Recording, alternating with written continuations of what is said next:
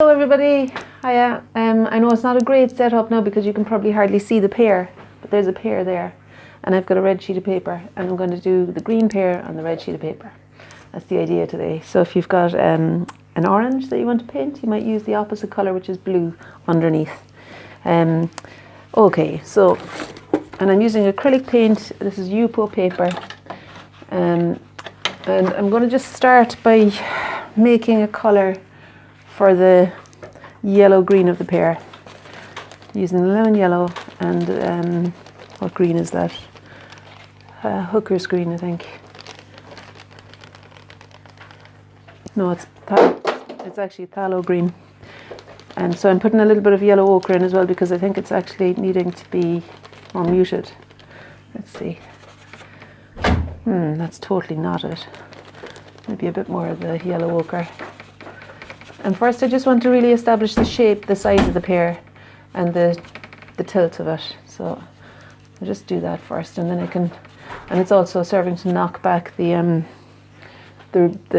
brightness of the red. And I'll do what I did in the children's class the other day and put a line of masking tape somewhere to describe the tabletop. And I'll do that with like a biggish brush, and I'll just use the white. I mean, really, I could probably put a touch of blue in it. This is cobalt blue. Touch of cobalt blue into the white, just to give it some kind of a value to describe the tabletop and how it meets the pear. There we are. Good to work with colour anyway. And then I'm going to put some tabletop colour on the other side as well. And it's just kind of negotiating the edge of the pear, finding where the white of the tabletop meets the edge of the pear.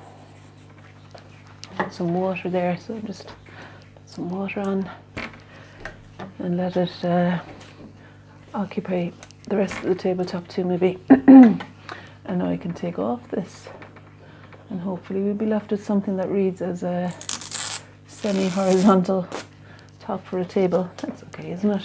Beginning to look like a pear, I think.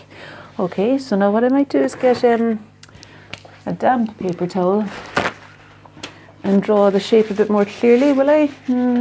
I think I'll maybe first get some red, mix the red with the phthalo green and make a greyish colour that will work for the shadow with any luck. That's cast, the shadow that's cast by the pear onto the table there. So let's see.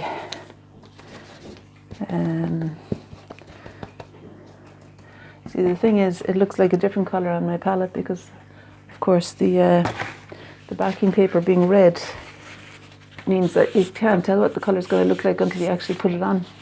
I'm wanting to excavate a bit here for the shadow. I don't want there to be any light blue in the shadow space, but you know, it's almost enough to have, but I will put a darker colour there. I felt that it was almost enough just to have that horizontal describing where the pear hits the flat surface of the table. Let's lift that off a bit more. Okay, I'm okay for time. Yeah, and I was going to get a wet paper towel then to draw the shape of the pear here. So where the pear stops and the red background starts. It's interesting with the Yupo how it just goes right back to the white of the paper sometimes. It's kind of exciting how it does that, I think. Depending on whether it's where you want the white to be though. And actually I don't want there to be white there. I want it to be more Payne's grey. So I'm going to bring the Payne's grey in.